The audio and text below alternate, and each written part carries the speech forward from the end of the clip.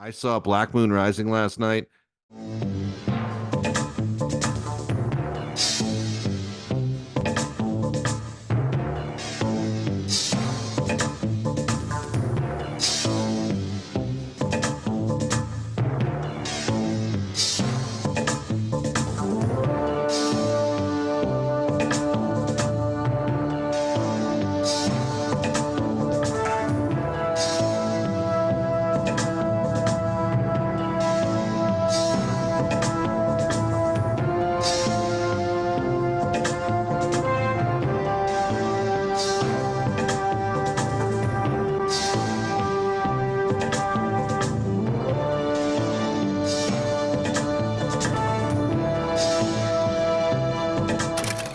I hadn't seen it probably since the 80s. And it was because it had Carpenter's name on it. I like championed the movie. I thought Yeah. Carpenter was one of the most innovative guys in the 70s and 80s. And I'm like, this can't be bad. It's got Carpenter's name on both story and screenplay. And of course, I've since heard that Carpenter's never even bothered to watch it. I don't know if that's true, but that's what I've heard. And we should ask him, actually. Actually, we should ask him. But Black Moon Rising, another one of these movies, Tommy Lee Jones, Linda Hamilton, right off of Terminator, car thieves, and they steal what is the most ridiculous looking car from Richard Jackal, and Ram from Tron is the other guy who's like the driver or mechanic Yeah. or something. Yeah. This is a movie I think like started with just the stunt of launching a car from skyscraper to skyscraper. Yep.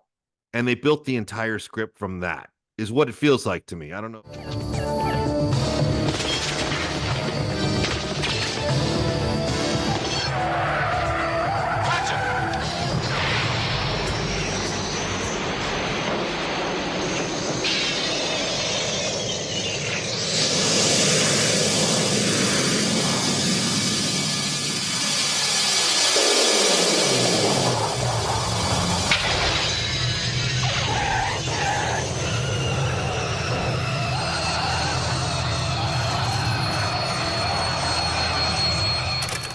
True, but you saw it last night. You were sending me texts with like all kinds of emojis and middle fingers and whatever. What'd you think? Yeah, again, it's like it's fantastic on so many levels, and it's like good, bad, I guess. Yeah. And Tommy Lee is Tommy Lee again. Linda Hamilton, this is another one that she makes it. Mm-hmm. If you miscast that role, it's schlock. But she's a fiery, take no fucking prisoner, and she was the backstory or whatever. Robert Vaughn. I don't know enough about him to know what made him an answer for certain roles. What, Robert Vaughn? Yeah. He had a way about him. I mean, I'm not going to claim to say I run out and watch things starring Robert Vaughn, but he had a certain demeanor. I mean, I can't, like I said, I don't know. I don't know what it was with him. I heard a very an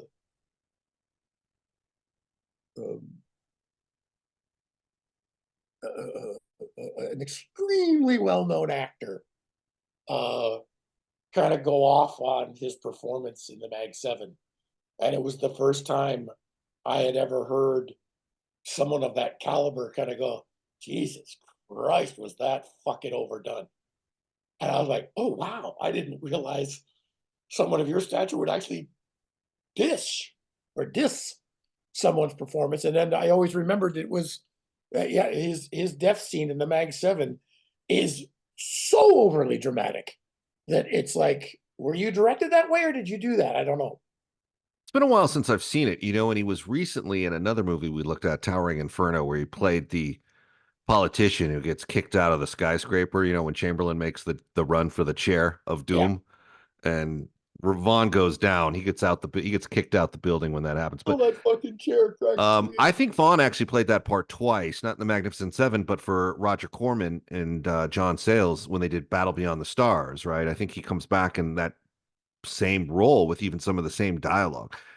So he's an interesting choice, and he's a very low key actor. So I don't know what he was like as a person. I know some people that worked with him and said he kind of kept to himself.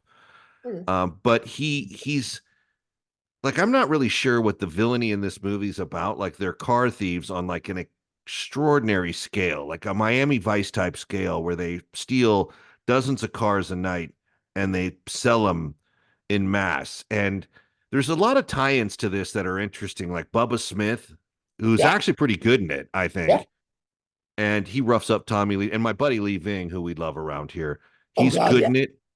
But I don't know really. I think the movie should be more about those guys in a sense than it is about it's not even Well, I don't even know where to start with this.